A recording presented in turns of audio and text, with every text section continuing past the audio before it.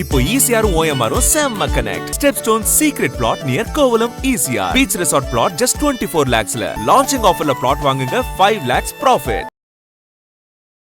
ஒரு மக்களுக்கான ஒரு எழுச்சியான ஒரு போராட்டத்தை நான் முதல்ல போராடும் போது பல பேர் ஆதரவுகள்லாம் தரல. அப்போ அந்த மதுக்கடையை நான் மூடும் போது அப்போ எனக்கு ஆதரவா நின்னாங்க. ஜெயிப்பேன்னு சொன்னா இங்க நம்பாது, ஜெயிச்சவன் சொன்னாதான் நம்புன்ற மாதிரி உலகம் அன்னைக்கு நான் அந்த போராட்டத்தை எடுக்கும்போது தான் அப்படி பார்த்தாங்க. இப்போ நான் தலைமையா நிக்க முடியுமா?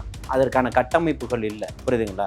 ஆனால் இன்னைக்கு அவர் வரும்போது தன்னுடைய துறையை என்னைக்கு தூக்கி போட்டுட்டு நான் வரேன்னு சொன்னாரோ அப்போ உண்மையா ஒருத்தர் வர்றாரு. விக்கிரவாண்டி வீசாலையில மாநாடு நடத்தப்படும் போது மறுக்கப்படும் போதே அப்போ புரிஞ்சுக்கிட்டோம் அவருக்கு எவ்வளவு அழுத்தங்கள் இருக்குன்னா அவரும் நம்மளை போன்ற போராளியா தான் இன்னைக்கு களத்துல வராரு. பாஜக எதிரி, ஊழல்வாதிகள் எதிரின்றதையும் கோடிட்டு காட்டிட்டாரு. அப்ப இதுதான் இங்க தேவை. எந்த விதமான அழுத்தங்களுக்கும் அடிபணிய கூடாதுன்றதுல கொள்கையா இருக்கிறாரு.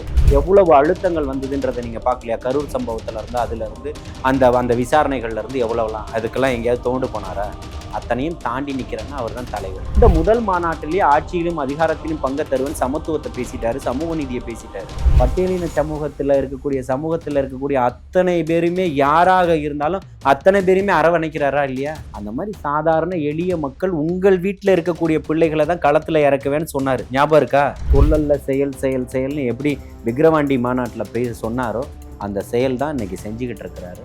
அது இன்னைக்கு மிகப்பெரிய ஒரு இடத்துக்கு இன்னைக்கு கொண்டு போகும். சாதிய ஆணவத்தை ஒழிக்கணும், சமூக நீதியை தலை தூக்கணும், சமூக நீதிக்கு எந்த இடத்துலையுமே பிளவுகள் ஏற்பட்டக்கூடாது அப்படின்ற ஒரு முதல்வரை நம்ம இன்னைக்கு தேர்ந்தெடுத்துட்டோன்ற ஒரு சமத்துவ கொள்கையோட பயணிக்கக்கூடிய ஒரு முதல்வருடைய பிறந்த நாளாக தான் நான் இன்னைக்கு பார்க்குறேன். என்ன வேணும் ஸ்கூலுக்கு, எல்லாமே இங்க இருக்கு. Super Saravana stores, Chennai, Madurai, Kovai.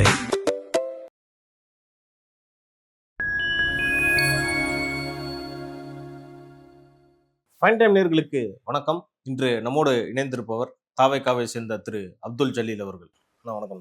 வாழ்த்துக்கள். முதலமைச்சர் திரு விஜய் அவர்களுக்கு பிறந்த நாள்லாம் வருது.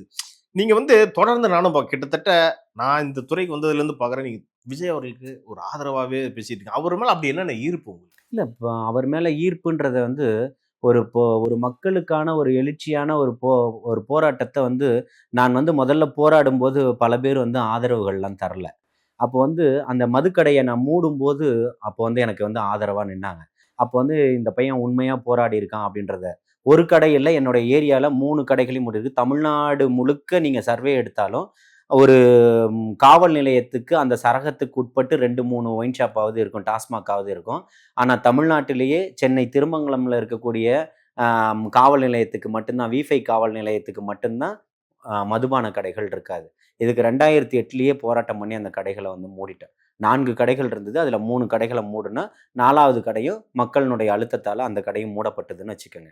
அப்போது நம்ம அந்த ஒரு நடிகர் சொல்கிற மாதிரி நான் ஜெயிப்பேன்னு சொன்னால் இங்கே நம்பாது, ஜெயிச்சவன் சொன்னாதான் நம்புன்ற மாதிரி உலகம் அன்னைக்கு நான் அந்த போராட்டத்தை எடுக்கும்போது தான் அப்படி பார்த்தாங்க. அதுக்கப்புறம் ஜல்லிக்கட்டு போராட்டமாக இருக்கட்டும், அதுக்கப்புறம் பெண்களுக்கான பாலியல் பிரச்சனைகள், எத்தனையோ விவசாயிகள் போராட்டம், தொடர்ச்சியாக எல்லாத்துக்குமே நின்னோம், போராடினோம். அப்போ ஒரு அங்கீகாரம் எடுத்தது. எவ்வளோ இடதுசாரிகள் ஒன்றாக சேர்ந்தோம், மக்களுக்கான தேவை பிரச்சனைகள்ல ஈடுபட்டோம். அப்போ எல்லாம் வரும்போது ஒரு தலைமைத்துவம் ஒன்று தேவைப்பட்டது. அந்த தலைமைத்துவத்தில் யாராவது உறுதியாக நிற்பாங்கன்னு பார்த்தா அவங்கள யாரையுமே நிற்க விடுறதுக்காகலாம் இல்லை. இப்போ நான் தலைமையாக நிற்க முடியுமா? அதற்கான கட்டமைப்புகள் இல்லை, புரியுதுங்களா? ஆனால் இன்னைக்கு அவர் வரும்போது தன்னுடைய துறையை என்னைக்கு தூக்கி போட்டுட்டு நான் வரேன்னு சொன்னாரோ அப்போ உண்மையா ஒருத்தர் வர்றாரு. அவருக்கான அழுத்தங்கள் விக்கிரவாண்டி வீசாலையில மாநாடு நடத்தப்படும் போது மறுக்கப்படும் போதே அப்போ புரிஞ்சுக்கிட்டோம் அவருக்கு எவ்வளவு அழுத்தங்கள் இருக்குன்னா அவரும் நம்மளை போன்ற போராளியா தான் இன்னைக்கு களத்துல வராரு அப்படின்னு சொல்லி. அப்போ வந்த முதல் மாநாட்டிலேயே ஆட்சியிலும் அதிகாரத்திலும் பங்கு தருவன் சமத்துவத்தை பேசிட்டாரு, சமூக நீதியை பேசிட்டாரு. பாஜக எதிரி, ஊழல்வாதிகள் எதிரின்றதையும் கோடிட்டு காட்டிட்டாரு. அப்ப இதுதான் இங்க தேவை. அதனால நாம அவர் மீது அவர் மீது ஒரு ஈர்ப்பு வந்தது. அதுக்காக நம்ம பயணம் பண்ணிக்கிட்டு இருந்தோம். பல முறை பேசியிருக்கிறாரு. அப்போ சமூக நீதியை தான் ஒரே கோட்டில் தான் பயணிக்கிறோன்றத அழுத்தமாக சொல்லியிருக்கிறாரு. பாஜகவனுடைய பி டீம் வரும்போது நேரடியாகவே நான் கேட்டிருக்கிறேன், ஆனால் இந்த மாதிரி பேசிக்கிட்டு இருக்காங்கன்னா அதுக்கு அவரே பதில் சொன்னார். அது எனக்கு திருப்திகரமான பதிலாக இருந்தது. இன்னைக்கு அது உண்மையாக வெளிப்பட்டுருச்சு. இன்னைக்கு ஜெயிச்சிருக்கிறாரு, மக்கள் நம்புகிறாங்க. ஜெயிச்ச பிறகும் அங்கே போகலைன்றத எல்லாருமே ஏற்றுக்கிறாங்க. எந்த விதமான அழுத்தங்களுக்கும் அடிபணிய கூடாதுன்றதுல கொள்கையா இருக்கிறாரு. எவ்வளவு அழுத்தங்கள் வந்ததுன்றதை நீங்க பார்க்கலையா? கரூர் சம்பவத்துல இருந்து, அதுல இருந்து, அந்த அந்த விசாரணைகள்ல இருந்து எவ்வளவுலாம், அதுக்கெல்லாம் எங்கேயாவது தோண்டு போனாரா? அத்தனையும் தாண்டி நிக்கிறேன்னா அவர் தான் தலைவர். ஏன்னா நீங்க விசாரணைக்கு போனாரு, அடுத்த வாட்டி முதலமைச்சரா போயிருக்காரு. இது உண்மையில எவ்வளவு பெரிய விஷயம். விசாரணைக்கு போயிட்டு வரும்போது எப்படி வந்தாரு? கெத்தா வந்தாரு, வெளியில கையை அசைச்சுக்கிட்டு அந்த கார்ல மேல நின்று ஆமா. கையை அசைச்சுக்கிட்டு வந்தாரு. ஆமா. இதுதான் சொல்றது. நீங்க எப்பேற்பட்ட அழுத்தங்களை கொடுத்தாலும் அதுக்கெல்லாம் நான் அடங்கி போகக்கூடிய முகமான மகாபலிபுரம் 4 பாயிண்ட்ஸ்ல நடந்த கூட்டத்துல பேசுறாரு இல்லையா? அந்த ஒரு ஈர்ப்பு தான் அவர் மக்களுக்காக இருப்பாரு. இன்னைக்கு கொடுத்திருக்கிறாரு சமூக நீதி. இஸ்லாமியர்களுக்கு 12 பேருக்கு கொடுத்திருக்கிறாரு, வாய்ப்புகள் கொடுத்திருக்கிறாரு. கிறிஸ்தவர்களுக்கு 12 பேருக்கு கொடுத்திருக்காரு. சிறுபான்மை சமூகத்துக்கு 24 பேருக்கு கொடுத்து அழகு பார்க்கலையா? இன்னைக்கு நிதி அமைச்சரா உட்கார்ந்துருக்கிறாரு அண்ணன் யாரு? கிறிஸ்தவர் அவர். அப்போ முதல்வரே இன்னைக்கு அப்படிதான் சிறுபான்மையா தானே ஆமா, இருக்கிறாரு. ஆமா. இன்னைக்கு கிட்டத்தட்ட 40க்கும் மேற்பட்ட பட்டியலின சமூகத்துக்கு வாய்ப்புகள் கொடுத்தாரு. இன்னைக்கு 7 பேருக்கு அரியணையில இடம் கொடுத்திருக்கிறாரு, ஆட்சி அதிகாரத்துல இடம் கொடுத்திருக்கிறாரு. அண்ணன் விடுதலை சிறுத்தைகள்ல இருந்து வந்த வன்னியரசன் அண்ணன் அவர்களுக்கு கொடுத்திருக்கிறாரு. இதெல்லாம் பார்க்கணுமா இல்லையா? விஸ்வநாதன் அவர்கள், மதன் ராஜா அவர்கள் யாரு? ஆமா, எல்லாருமே இருக்கு. சிறு குறு தொழில்துறையினுடைய அமைச்சர். அமைச்சரா இருக்கிறாரு. ஆமா. அப்போ பட்டியலின சமூகத்துல இருக்கக்கூடிய அத்தனை பேருமே யாராக இருந்தாலும் அத்தனை பேருமே அரவணைக்கிறாரா இல்லையா? சிறுபான்மை சமூகத்தையும் தாண்டி எல்லாருமே அடித்தட்டு மக்கள், பெரும்பாலான ஒரு அடித்தட்டு மக்கள். தம்பி ரமேஷனுடைய வாழ்வாதாரம் என்ன? என்னுடைய சகோதரன் ராஜ்மோகனுடைய வாழ்வாதாரம் என்ன தெரியுமா உங்களுக்கு? அவருடைய வீட்டுக்கு போயிருக்கீங்களா? அவருடைய நிலை என்னன்றது தெரியுமா? கூட பழகுனவங்களுக்கு தெரியும். அந்த மாதிரி சாதாரண எளிய மக்கள் உங்கள் வீட்டில் இருக்கக்கூடிய பிள்ளைகளை தான் களத்துல இறக்குவேன்னு சொன்னாரு, ஞாபகம் இருக்கா? அதை தான் பண்ணியிருக்கிறார். எனக்கு என்ன பெரிய பின்புலன் இருக்கா? என்ன நிறுத்தலையா? அந்த மாதிரி அவருக்கு தெரியும், தலைமைக்கு தெரியும். அண்ணன் பொதுச் செயலாளர் அவர்களுக்கு தெரியாதா? இத்தனை வயசுலயும் கட்சி வேலையா இருக்கட்டும், அரசாங்கத்தினுடைய வேலைகளா இருக்கட்டும், இன்னைக்கு ஓடி ஓடி பார்த்துக்கிட்டு இருக்கிறாரு.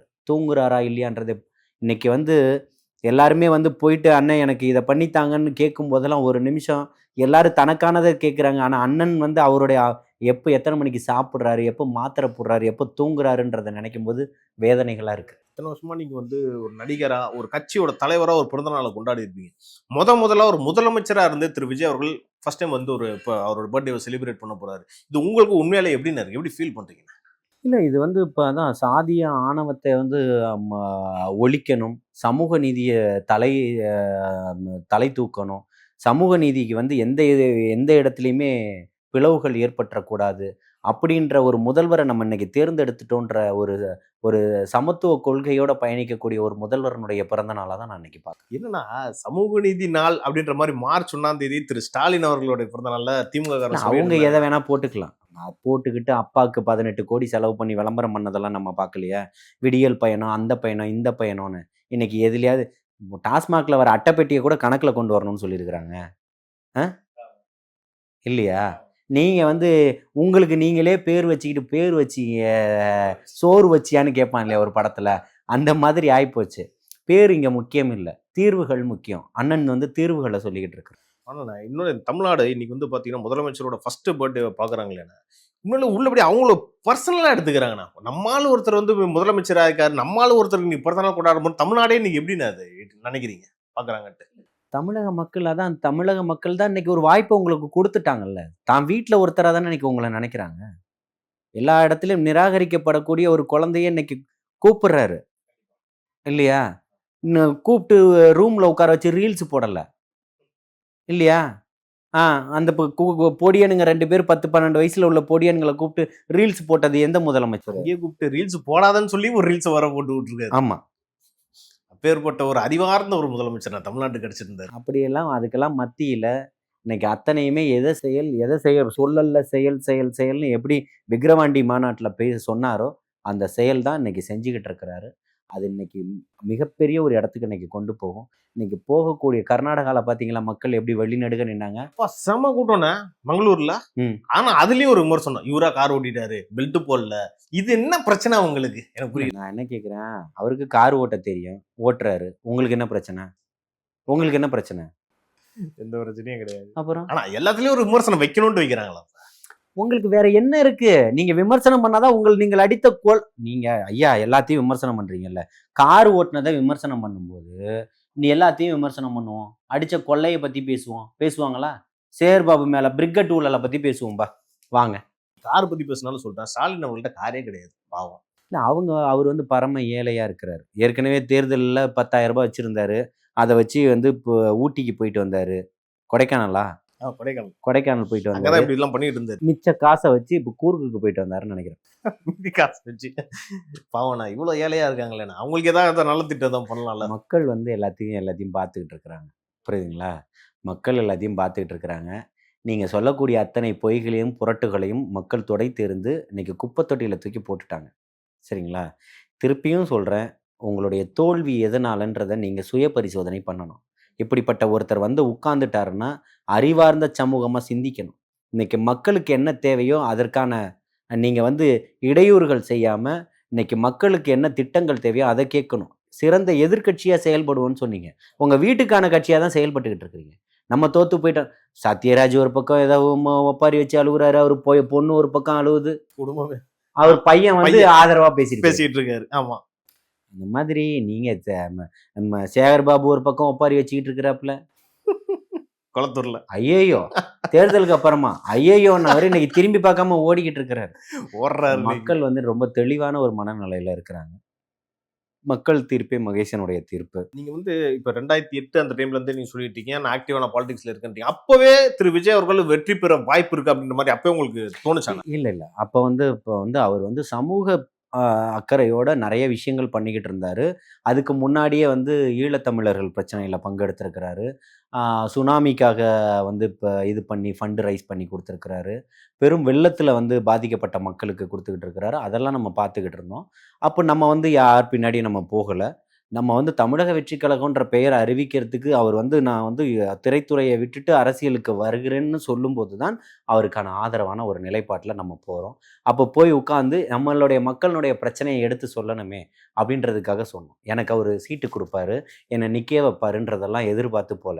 மக்களுடைய குரலாக நம்ம பேசும்போது அப்போ வந்து ஒரு நாள் அவரை எனக்கு என்ன அவர்கிட்ட அறிமுகப்படுத்தும் போது அவர் சொல்கிறாரு, எனக்கு தெரியும், நீங்கள் எல்லாம் உங்களுடைய வீடியோஸ் எல்லாம் நான் பார்த்துக்கிட்டு இருக்கேன்னு முதல் முறையாக சொல்லும்போது அப்போ நம்மளுடைய பேசக்கூடிய மக்களுடைய வலியும் வேதனையும் பேசிக்கிட்டு இருக்கோம், அவருக்கு தெரியும் அப்படின்றத நம்ம அது ஒன்றே உங்களுக்கு போதும். நம்ம ஒரு அங்கீகாரம் கிடைச்சிருச்சுன்ற மாதிரி உங்களுக்கு ஃபீல் ஆகும். நான் இப்போ எனக்கான அங்கீகாரம் எந்த இடத்துலையுமே கேட்கலையே. நான் எங்கே கோடிக்கணக்கான ரூபாய் கொடுத்து சீட்டு வாங்கிட்டு போயிட்டேன்? நான் ஒன்றுமே கிடையாது. என்னால் முடிஞ்சதே என்னுடைய 4 நண்பர்கள் செலவு பண்ணதுக்கு தேர்தலில் போட்டிக்கிட்டேன் வந்தேன். இன்னைக்கு எனக்கு திருப்பி எனக்கு இன்னும் வேறு சீட்டு கொடுங்க, நான் போய் நின்றுக்கிட்டு இருக்கேன்? இல்லை. மக்களுக்கான அங்கீகாரமாக மக்களுக்கான குரலாக இது பாருங்க, திருப்பி பொதுக்கூட்டங்களில் பேசிக்கிட்டு இருக்கேன், திருப்பி மீடியாக்களில் பேசிக்கிட்டு இருக்கேன், மக்களுடைய பிரச்சனைகளை பேசிக்கிட்டு இருக்கேன். இருக்கக்கூடிய தவறான ஒரு கட்டமைப்பை திமுக பண்ணக்கூடிய சூட்சமங்களை அவிழ்த்து மக்கள் முன்னாடி எடுத்து வச்சுக்கிட்டு இருக்கிறேன். இதுதானே தவிர்த்து எந்த மீடியாக்கிட்டையும் காசு வாங்கினது கிடையாது. வெளிப்படையாக பேசிக்கிட்டு இருக்கிறேன்.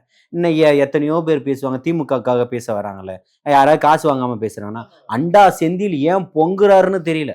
அண்டா செந்தில் ஏன் போங்க, ஐயோயோ அம்மம்மான்னு வயிற்றுலையும் வாயிலையும் அடிச்சுட்டு அலைகிறாரு, எந்த தெருவில் திரிய போறாருன்னு தெரியல.